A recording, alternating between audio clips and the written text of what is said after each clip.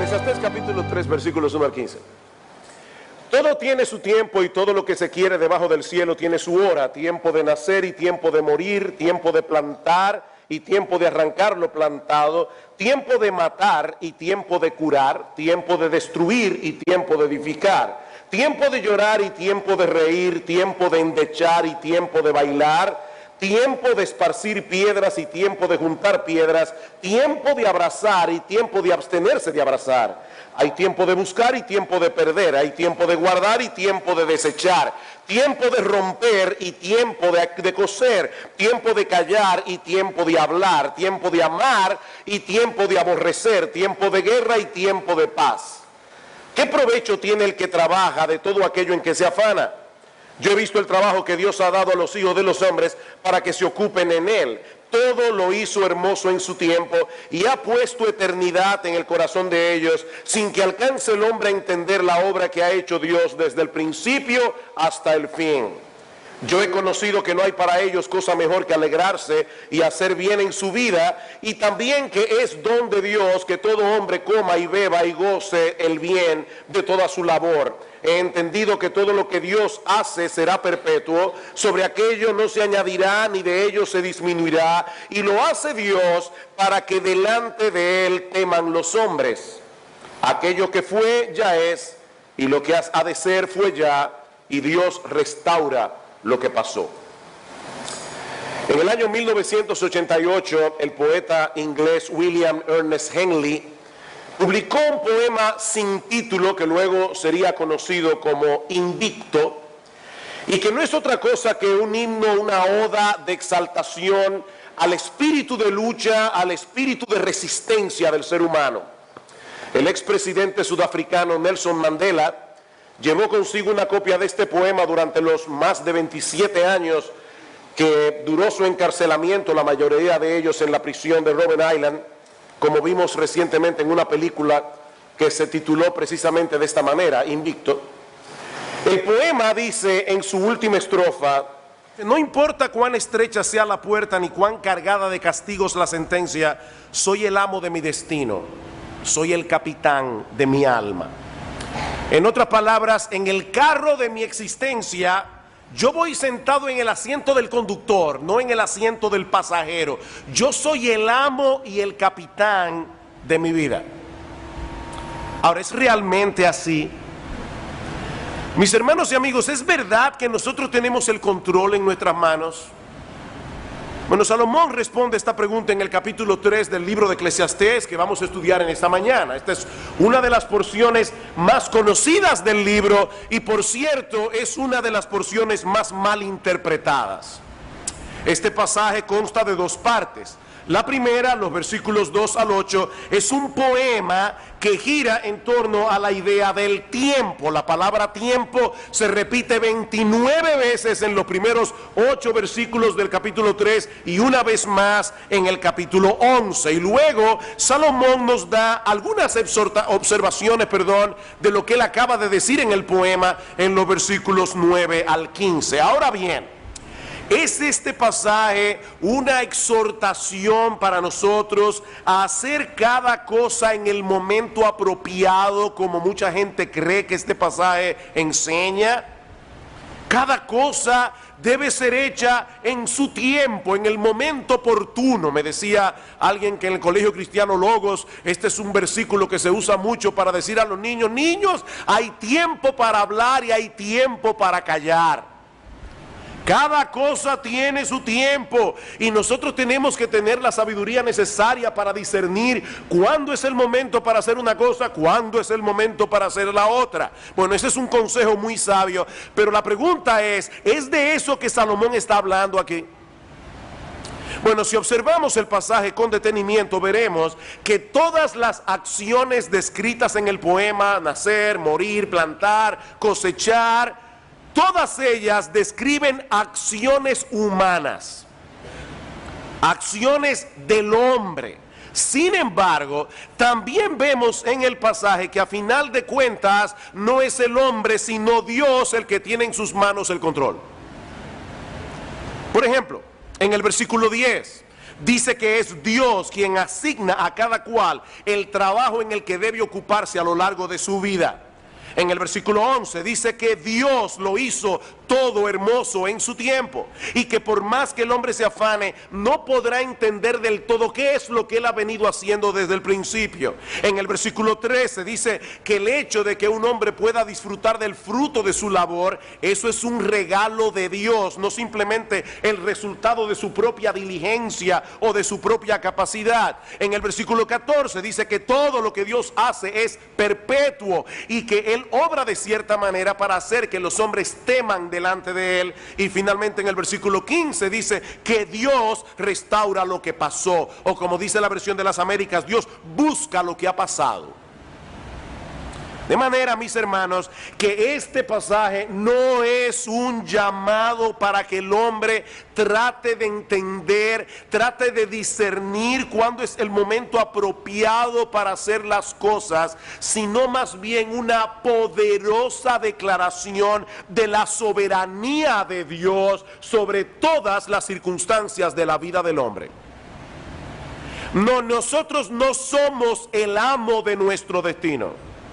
No, nosotros no somos a final de cuentas el capitán de nuestras almas. Hay un refrán que muchos conocemos: el hombre dispone pero Dios, el hombre propone pero Dios dispone. Uno más del campo dice: una cosa piensa el burro y otro el que lo apareja. No, Dios está en control. Y nosotros podemos resumir la enseñanza de este pasaje en dos encabezados que serán los puntos de mi mensaje en esta mañana. En primer lugar, Salomón nos enseña aquí que la soberanía de Dios lo abarca todo. La soberanía de Dios lo abarca todo, desde lo más grande hasta lo más pequeño, desde lo más trivial hasta lo más trascendental. Versículo 1, todo tiene su tiempo y todo lo que se quiere debajo del cielo tiene su hora.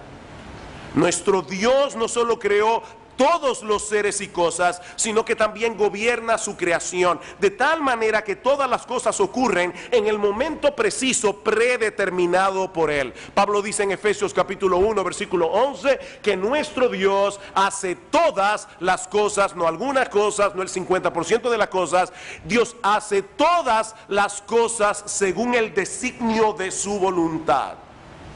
Todas las circunstancias de nuestras vidas se encuentran bajo el control providencial de Dios. Es por eso que alguien definió el tiempo, y esta definición me encantó. Dice: el tiempo es un fragmento de la eternidad dado por Dios al hombre como una solemne mayordomía. ¿Qué es el tiempo? Es un fragmento de la eternidad que Dios le da al hombre para que el hombre lo administre. Se nos ha confiado, mis amados hermanos, un fragmento de la eternidad para que la administremos para la gloria de Dios.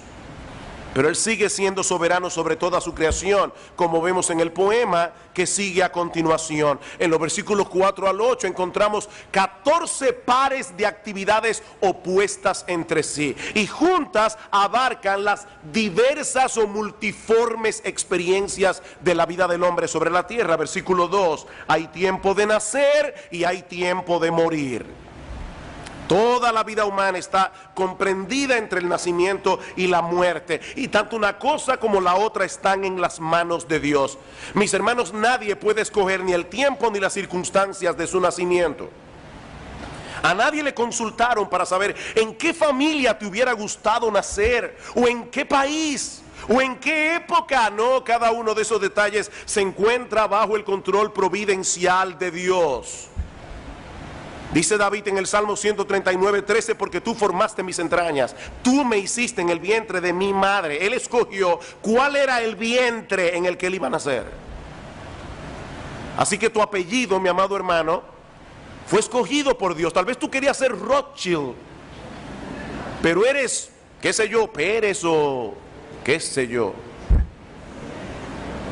Dios te hizo en el vientre de tu madre, y cada cosa que trajeron tus genes, cada información que trajeron tus genes fue la que Dios quiso darte. Mi embrión vieron tus ojos, dice en el versículo 16 del Salmo 139, y en tu libro estaban escritas todas aquellas cosas que fueron luego formadas sin faltar una de ellas. Nacimos cuando Él quiso que naciéramos, y el día de nuestro funeral también fue decretado por Él. Hablando de la vida del hombre, dice en Job 14:5, y leo de la Biblia de las Américas, que nuestros días están determinados y el número de nuestros meses te es conocido, y has fijado nuestros límites para que nadie pueda sobrepasarlos. Dios le puso un límite a nuestra vida. Nacimos cuando Él quiso que naciéramos, y el día de nuestra muerte también está bajo su control providencial. ¿Y saben qué es lo más extraordinario de la providencia divina? Que Dios controla todas las cosas, Dios gobierna todas las cosas sin anular nuestra responsabilidad y sin dejar de tomar en cuenta nuestra iniciativa. Tú eres tú y haces lo que tú quieres, y Dios controla eso y hace que las cosas ocurran como Él quiere, haciendo que tú actúes como tú quieres. Versículo 2 otra vez. Hay tiempo de nacer y tiempo de morir, tiempo de plantar y tiempo de arrancar lo plantado. Hermanos, ¿quién es el que planta y quién es el que recoge la cosecha? El hombre, por supuesto, pero es Dios que le da la capacidad para hacerlo, y es Dios el que determina si tu trabajo será fructífero o no. Aparte de que la siembra y la cosecha deben adaptarse a los ciclos de la naturaleza establecidos por Dios. De lo contrario, no tendremos fruto al final. Y Salmos capítulo 65.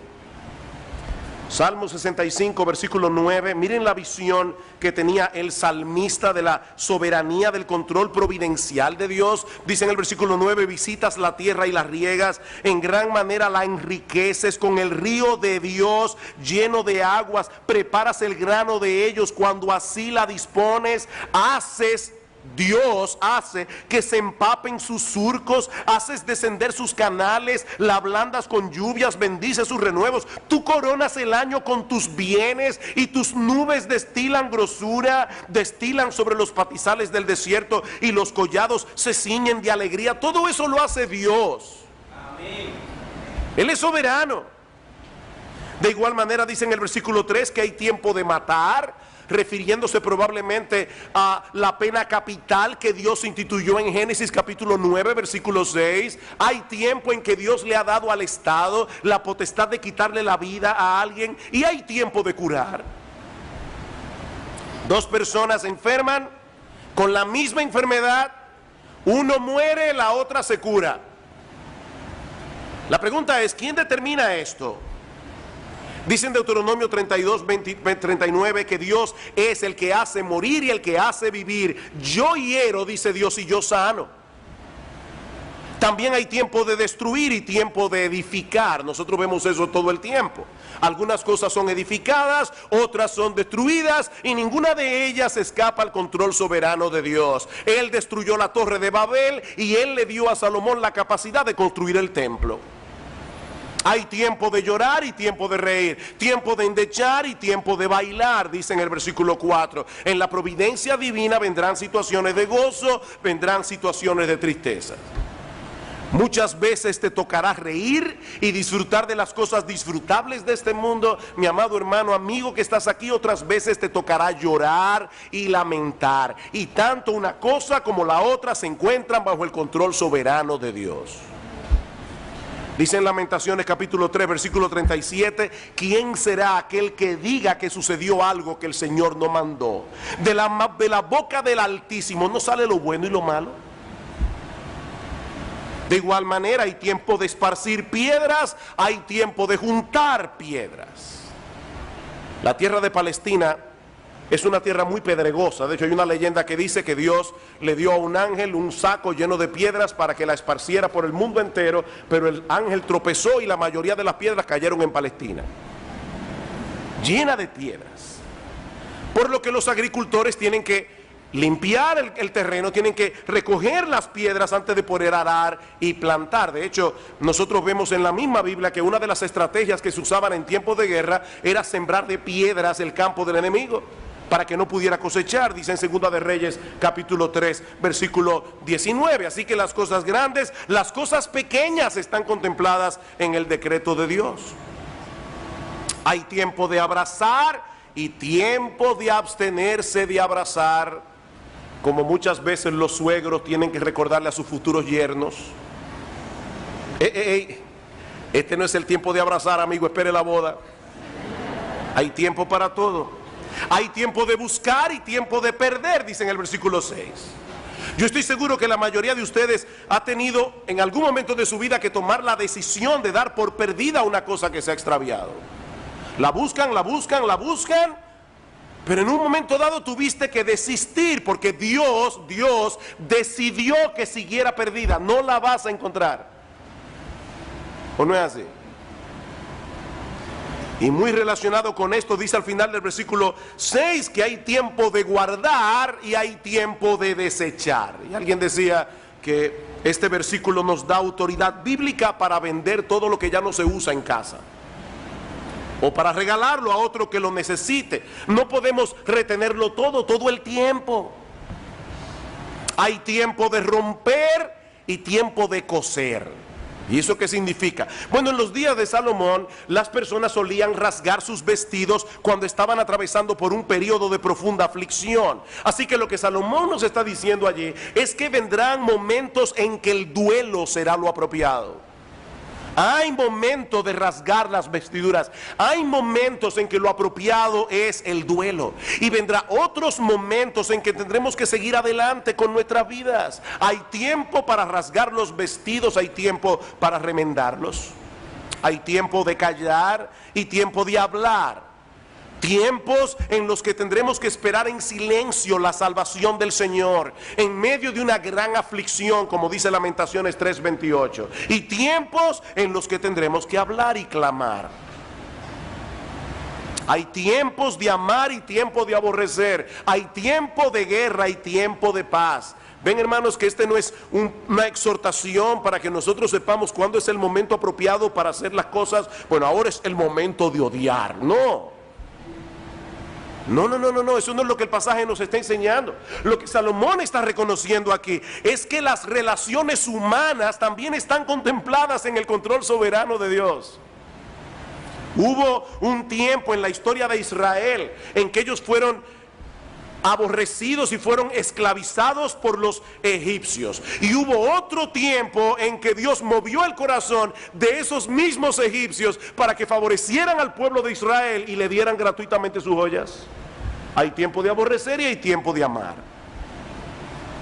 ¿Cuál es entonces la enseñanza de este pasaje, mis amados hermanos? Que nada, absolutamente nada, desde lo más grande hasta lo más pequeño, desde lo más trascendental hasta lo más trivial, nada escapa al control soberano de Dios. Su providencia lo abarca todo. Dice en Mateo capítulo 10, versículo 29, que ni un pajarillo cae a tierra sin la voluntad de Dios, y que aún los cabellos de nuestra cabeza están contados. Nuestro Dios no dejó el universo al garete, y mucho menos la vida del hombre sobre la tierra. Él es Rey de reyes, hermanos. Él es Señor de señores. ¿Y saben qué? Y gloria al Señor por eso. Él no tiene la menor intención de renunciar de su cargo. Él seguirá siendo, por los siglos de los siglos, el amo de nuestro destino y el capitán de nuestras almas. A veces uno no lo ve y no parece, pero Él está ahí. Hace unos años el Señor nos concedió a mi esposa y a mí poder hacer un viaje en barco. Y saben que yo nunca vi al capitán, pero yo sabía que Él estaba ahí, porque el barco iba donde tenía que ir. Bueno, a veces nosotros no vemos a Dios, pero el capitán está ahí, hermanos. El capitán está ahí. Tal vez nunca lo veas, pero Él está ahí. Puedes estar seguro de eso. Ahora, la pregunta que debemos hacernos ahora es: ¿cómo se supone que nosotros debemos reaccionar ante esa realidad?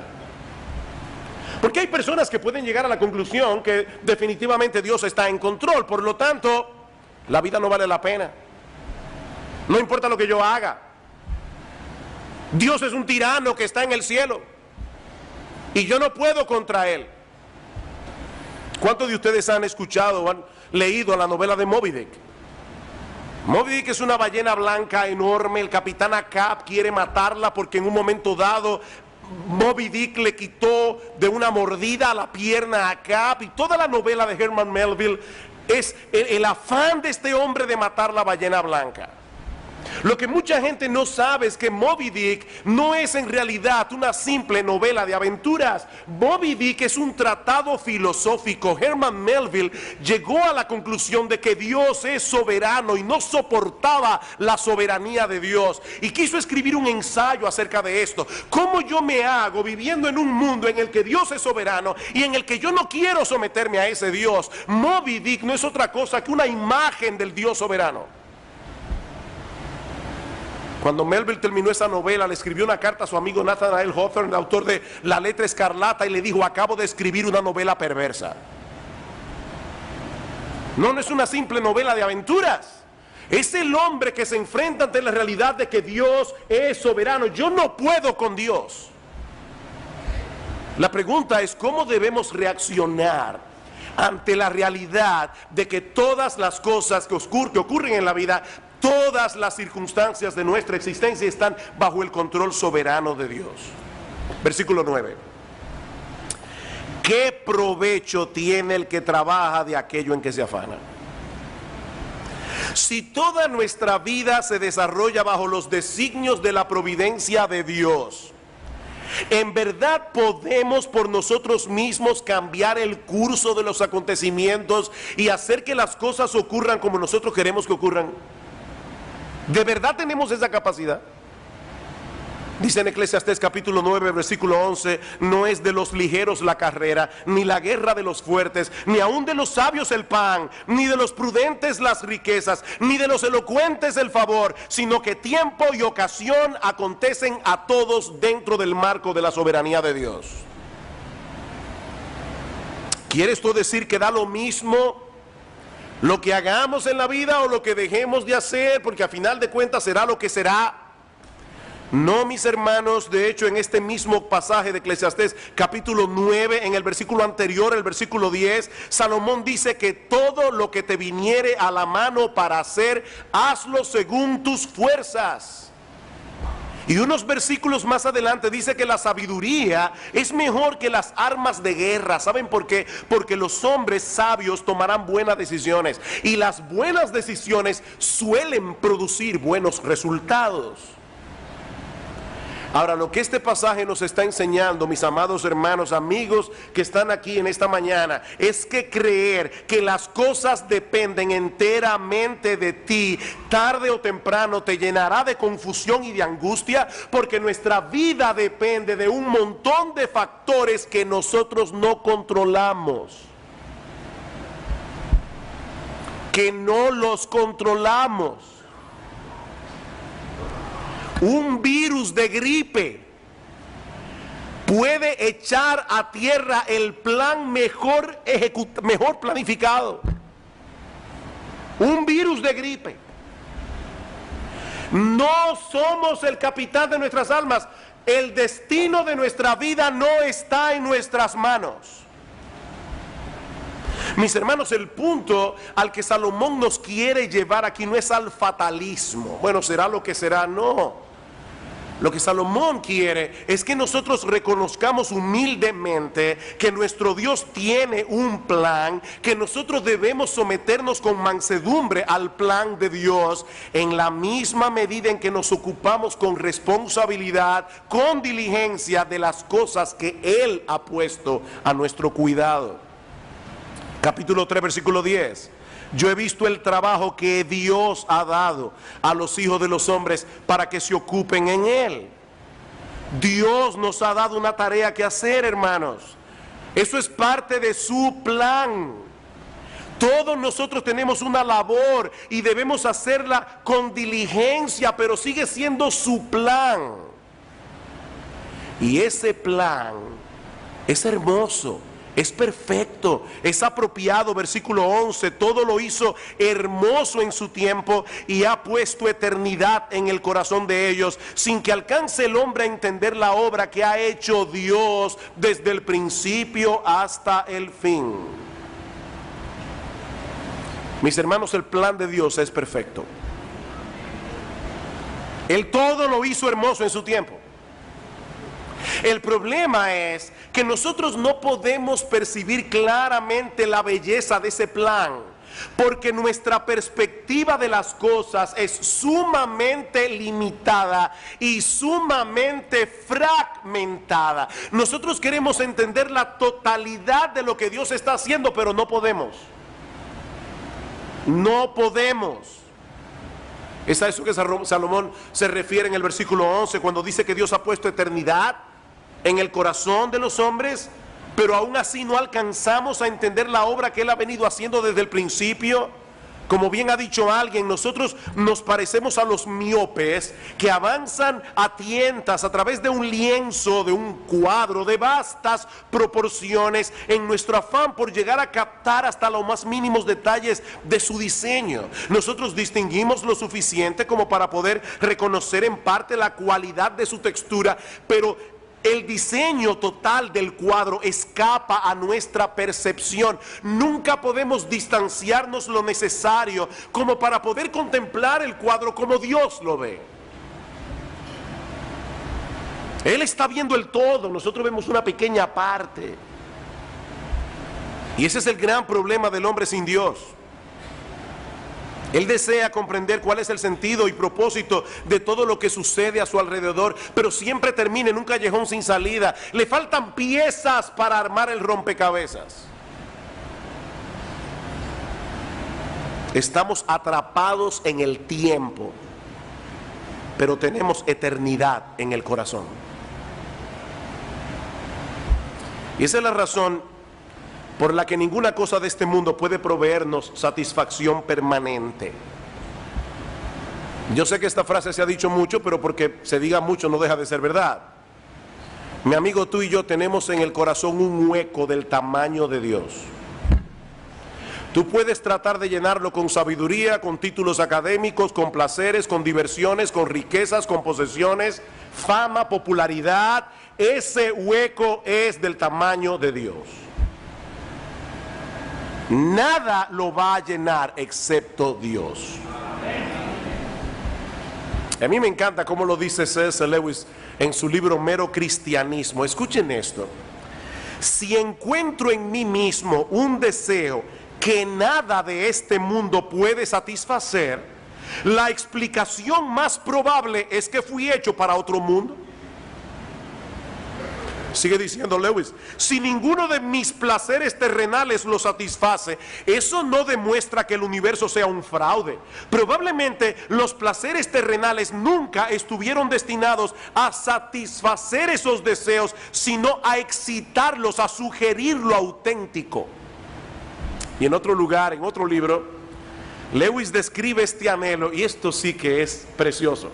Lewis describe este anhelo en el corazón del hombre como el olor de una flor que nunca hemos encontrado, el eco de una melodía que nunca hemos escuchado, las noticias de un país que no hemos visitado todavía. Mi amigo, Dios ha puesto eternidad en tu corazón. Eternidad. Te cuesta creer que algún día estarás en un ataúd. Te cuesta creer que esta vida sea todo lo que hay. ¿Sabes por qué? Porque esta vida no es todo lo que hay. Algún día entenderemos plenamente lo que no podemos entender ahora. Pero mientras tanto, Salomón nos da 3 consejos aquí. 3 consejos. En primer lugar, nosotros debemos hacer todo el bien que el Señor nos conceda hacer a lo largo de nuestra vida. Versículo 12, yo he conocido que no hay para ellos cosa mejor que alegrarse y hacer bien en su vida. O alegrarse en hacer bien. Mis hermanos queridos, todo evangélico sabe que la Biblia enseña que la salvación no es por obras, la salvación es únicamente por medio de la fe. Pero ¿saben qué? La Biblia también enseña claramente que nosotros fuimos salvados por Dios para buenas obras que Dios ha preparado de antemano para que anduviésemos en ellas. Y en Tito capítulo 2 versículo 14 dice que Cristo se dio a sí mismo para redimir de toda iniquidad un pueblo y purificarlo, un pueblo propio celoso de buenas obras. Descansar en la soberanía de Dios no debe llevarnos a la pasividad. Todo lo contrario. Porque Dios lo hizo todo hermoso en su tiempo. Cada creyente debe gozarse en ser parte de ese plan, haciendo con diligencia la labor que le corresponde en el tiempo que Dios le ha provisto. Mi hermano, piensa en esto por un momento. Dios todo lo hizo hermoso en su tiempo. Él quiso que tú nacieras en esta época. Él te puso en la tierra en este momento para que tú hagas algo. Tú eres parte de su plan. Eso no debe llevarte a cruzarte de brazos. Eso debe llevarte a querer hacer lo que Dios quiere que tú hagas. Dice en Daniel capítulo 11 versículo 32 que el pueblo que conoce a su Dios se esforzará y actuará. No es un pueblo pasivo. Se esforzará y actuará. Por otra parte, dice Salomón, debemos gozarnos en disfrutar las cosas disfrutables de esta vida mientras podamos disfrutarlas. Versículo 13, y también que es don de Dios que todo hombre coma y beba y goce el bien de toda su labor. Eso ya lo vimos en el mensaje anterior. La capacidad de disfrutar las cosas legítimas que este mundo ofrece es un regalo de Dios. Es un regalo de Dios. A veces voy en el carro y voy oyendo una buena música. Mucha gente sabe que yo soy un fanático de Johann Sebastian Bach.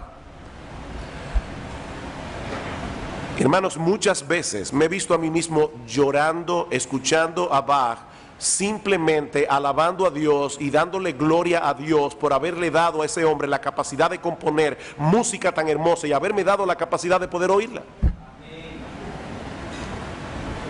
Es un don de Dios, es un regalo de Dios.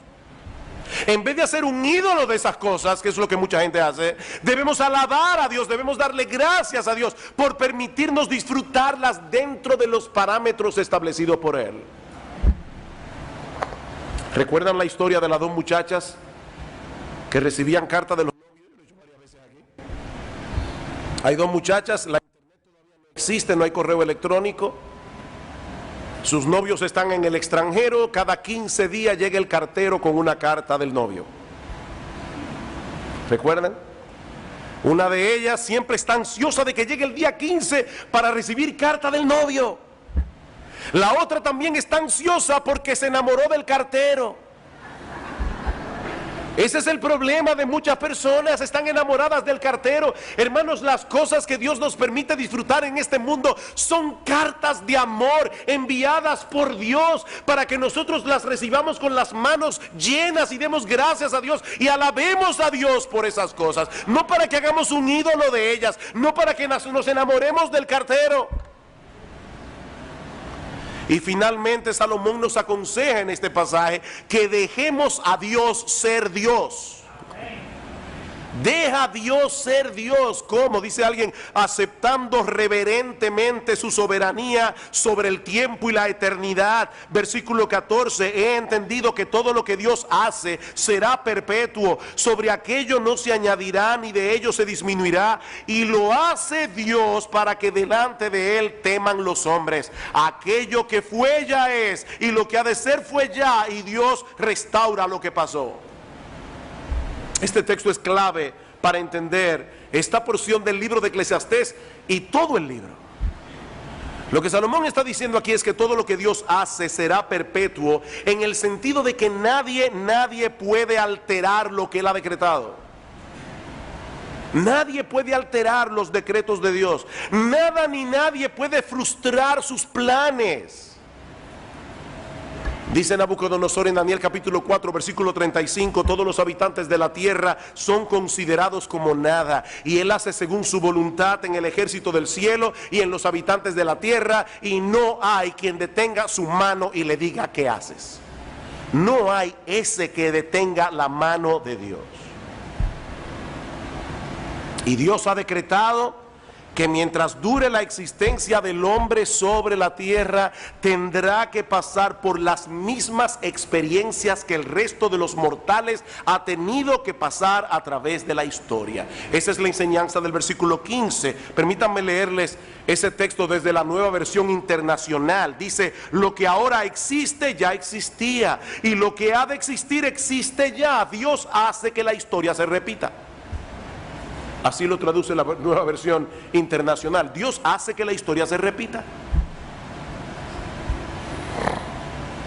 Por eso decíamos en un mensaje anterior esa cita de Malcolm Muggeridge que decía, las nuevas noticias no son más que las viejas noticias pasándole a nuevas personas. ¿O no es así? Debemos entonces cruzarnos de brazos y sentarnos a esperar que las cosas sucedan. Por supuesto que no. Pero sí debe llevarnos esta enseñanza a someternos con mansedumbre al control soberano de Dios. Debemos someternos con mansedumbre y reverencia. Dice en el versículo 14 que Dios hace las cosas como las hace para que los hombres teman delante de Él. Miren, mis hermanos, contemplar a Dios ejerciendo su soberanía en el mundo, haciendo una obra extraordinaria que nosotros no entendemos del todo, eso debe llevarnos a postrarnos en reverencia, en asombro, en admiración delante de Dios. Pero ¿qué clase de Dios es este? ¿Qué clase de Dios? Mis hermanos, nuestro Dios está llevando a cabo un plan sumamente complejo. Y aunque muchas cosas que nos ocurren no parecen en el momento tener ni pies ni cabeza, ¿saben lo que va a pasar al final? Vamos a contemplar extasiados que ciertamente Él hizo todo hermoso en su tiempo. Él lo hizo todo hermoso en su tiempo. Tratemos de visualizar por un momento las repercusiones que tienen las acciones de los seres humanos. Imagínense que cada acción de un ser humano es como una piedra que cae en un estanque de aguas. Los niños que están aquí saben, ¿verdad?, que cuando tiramos una piedra en un estanque de agua, ¿qué pasa? Hay ondas que se forman, ¿verdad?, a partir de esas piedras. Y si tiramos más de una piedra, las ondas de una van a chocar con las ondas de la otra. Son innumerables las repercusiones que cada acción de cada ser humano tiene en la vida de otros. Y eso es algo de lo que nosotros mismos no estamos conscientes, pero vivimos afectando a otros. Vivimos afectando a otras personas, para bien o para mal. Ahora vamos a suponer que en vez de una piedra sean 10 piedras las que han caído en el estanque, y tratemos de visualizar cómo las ondas de estas 10 piedras interactúan unas con otras. Pero ¿qué tal si en vez de 10 fueran 100 piedras, o 1000 piedras, o 1.000.000 de piedras, o 6 billones de piedras en un estanque?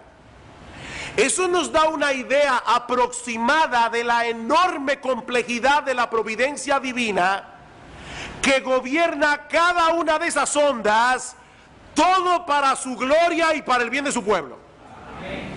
¿Te lo puedes imaginar? Y todo eso, repito, sin eliminar en absoluto la responsabilidad humana. Eso es lo más complejo de esto. El hombre no es un robot, es un ser creado a la imagen de Dios con intelecto, con voluntad, con autodeterminación, con emociones. Cuando el hombre toma una decisión, es su decisión, es lo que él deseaba hacer. Él es responsable de lo que hace. Sin embargo, Dios sigue siendo soberano y su plan será llevado a cumplimiento. Hermanos, cuando los hermanos de José vendieron a José, lo hicieron porque lo odiaban, lo hicieron por envidia. Ellos hicieron lo que quisieron. ¿Saben lo que hizo Dios? Dios dejó que los hermanos de José obraran conforme a la impiedad de su corazón. Dios dejó que la envidia de ellos siguiera su curso, porque la envidia de los hermanos de José iba a llevar a cabo el plan de Dios. Y finalmente José tiene que decir a sus hermanos: no me enviasteis vosotros aquí, Dios me envió acá para preservación de vida. ¿Qué clase de Dios es nuestro Dios, hermanos? Como dice Pablo en Romanos capítulo 11, versículo 34, ¿quién entendió la mente del Señor? Y por supuesto la respuesta es nadie. ¿Quién entendió la mente del Señor? No, nadie entendió ni entenderá jamás la mente del Señor. No completamente. Sus juicios son insondables, sus caminos son inescrutables, dice Pablo. O como dice el profeta Isaías, su entendimiento no hay quien lo alcance. Isaías 40, 28. Su entendimiento no hay quien lo alcance. Hace un momento decíamos que el hombre es como un miope contemplando un pequeño pedazo de un enorme tapiz. Déjeme complicárselo un poquito más. No, nosotros no somos como un miope tratando de entender un cuadro enorme, un tapiz enorme. No, es peor que eso. Estamos viendo el tapiz por la parte de atrás, de este lado del cielo. Para nosotros es como una maraña de hilos. ¿Han visto un tapiz de esos tejidos? Uno lo contempla por atrás y lo que uno ve es una maraña de hilos que no sabemos ni de dónde viene ni para dónde va. Pero ¿saben qué, mis hermanos? ¿Saben que algún día nosotros veremos el tapiz por delante? Y nosotros percibiremos, como ahora no podemos percibirlo en este cuerpo mortal, la complejidad, la hermosura de su diseño. Y nosotros alabaremos a Dios y le daremos gloria por cada hilo, le daremos gloria por cada color, por cada textura. Ahora, ¿saben qué, mis amados hermanos? No tenemos que esperar hasta llegar al cielo para comenzar a alabar a Dios y descansar en Él. El creyente anda por fe, no por vista. Y por medio de su palabra, ya nosotros conocemos lo suficiente de Dios como para decir junto con el salmista en el Salmo 46, Dios es nuestro amparo, nuestra fortaleza, nuestro pronto auxilio en las tribulaciones. Por tanto, no temeremos aunque la tierra sea removida, se traspasen los montes al corazón del mar, aunque bramen y se turben sus aguas a causa de su braveza. No temeremos. Dios está en control. No, nunca podremos entender plenamente los pensamientos y caminos de Dios, pero sí podemos confiar en Él aunque la vida duela. Porque nuestro Dios es infinitamente sabio, nuestro Dios es infinitamente digno de confianza. ¿Quieres ver un ejemplo extraordinario de cómo Dios ejerce su control providencial sobre las circunstancias de esta vida para llevar a cabo sus decretos soberanos? Estudia la vida del Señor Jesucristo. Estudia la vida de Cristo. Pablo dice en Gálatas capítulo 4 versículo 4, cuando vino el cumplimiento del tiempo, Dios envió a su Hijo, nacido de mujer y nacido bajo la ley. El Señor Jesucristo nació en el momento preciso en que debía nacer, cuando ya todo estaba preparado para ese evento. Y luego esperó pacientemente 30 años, el momento preciso para darse a conocer al pueblo de Israel. ¿Y cuáles fueron las primeras palabras que Cristo predicó en su ministerio público? Marcos 1:15, el tiempo se ha cumplido y el reino de Dios se ha acercado, arrepentíos y creed en el evangelio, el tiempo se ha cumplido. Cristo tenía un horario establecido por Dios. Es por eso que cuando los judíos quisieron echarle mano antes del momento trazado por Dios en su calendario. Dice en Juan capítulo 7 versículo 30 que no pudieron hacerlo porque aún no había llegado su hora. No había llegado su hora. Cristo iba a dar su vida en la cruz del Calvario, pero en el tiempo de Dios, no en el tiempo nuestro. Dice en Juan 13:1, perdón, que antes de la fiesta de la Pascua, sabiendo Jesús que su hora había llegado, ahí le lavó los pies a los discípulos y orando al Padre en Juan capítulo 17, versículo 1, dice el Señor: Padre, la hora ha llegado, glorifica a tu Hijo, para que también tu Hijo te glorifique a ti. Es por eso que Pablo dice en Romanos 5:6 que Cristo a su tiempo murió por los impíos. A su tiempo. Conforme a ese calendario divino, resucitó de los muertos al tercer día, ascendió a los cielos, está sentado a la diestra de Dios. ¿Y saben qué, mis amados hermanos? En el momento preciso Jesucristo volverá. Amén. Volverá. 1 Timoteo capítulo 6 versículo 13. Me encanta este pasaje. 1 Timoteo capítulo 6 versículo 13. Timoteo, te mando delante de Dios que da vida a todas las cosas, y de Jesucristo que dio testimonio de la buena profesión delante de Poncio Pilato, que guardes el mandamiento sin mácula ni reprensión hasta la aparición de nuestro Señor Jesucristo, la cual a su tiempo mostrará el bienaventurado y solo soberano Rey de reyes y Señor de señores. Jesucristo volverá, y volverá a su tiempo. Amén. Queridos hermanos, nosotros podemos confiar en el Señor y podemos dejar en sus manos las circunstancias de nuestra vida, porque Él sabe lo que Él está haciendo. Él sabe, y Él sabe cuándo es el momento apropiado para llevar a cabo cada cosa. A veces nos da la impresión de que Dios está tardando demasiado. ¿Qué es lo que pasa? No, mis hermanos, nuestro Dios nunca llega tarde. Nuestro Dios nunca llega tarde. Él lo hace todo hermoso en su tiempo.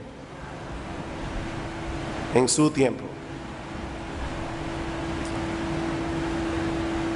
Dice el salmista en el Salmo 34:1: bendeciré a Jehová en todo tiempo. ¿Por qué? Porque sabemos que Él está en control. Sabemos que no importa la situación por la que estemos atravesando, Dios sabe lo que Él está haciendo. Podemos bendecir a Jehová en todo tiempo. Mas yo en ti confío, dice David en el Salmo 31, en tu mano están mis tiempos. Wow, en tu mano están mis tiempos. Aún el tiempo de endechar, aún el tiempo de llorar, aún el tiempo del duelo, aún el tiempo de rasgar los vestidos. En tu mano están mis tiempos.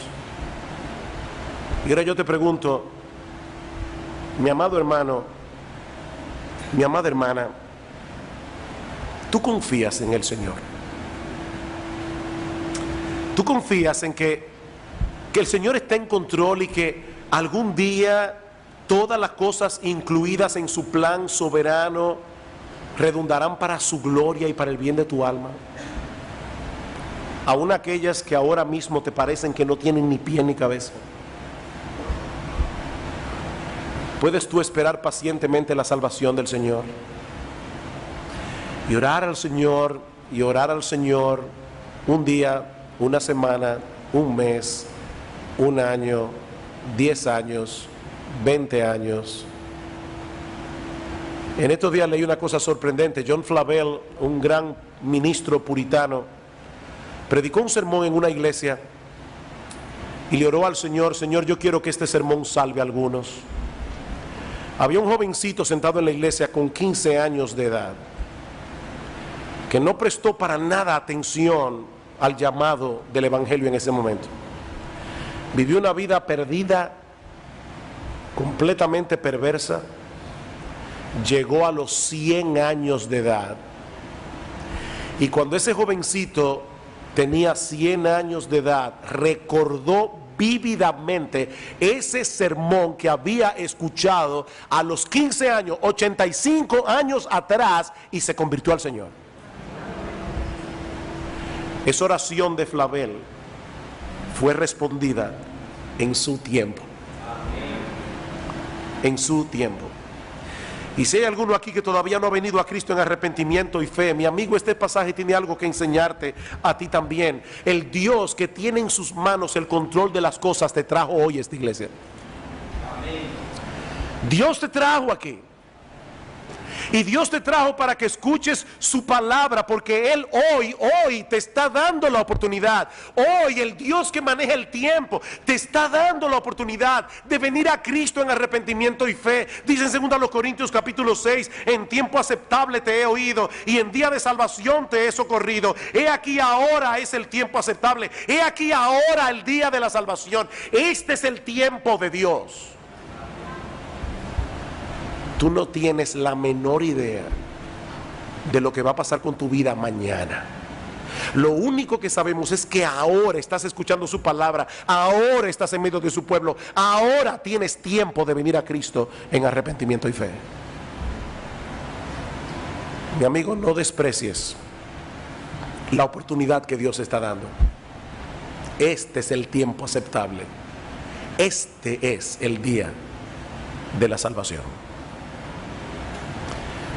Yo les propongo, hermanos, no pensaba cantar ningún himno al final de este culto, pero yo creo que podemos cantar otra vez Sean a ti, oh Dios. Cuando lo estaba escuchando allí durante el culto, me di cuenta que era perfectamente apropiado para meditar en lo que hemos oído hoy.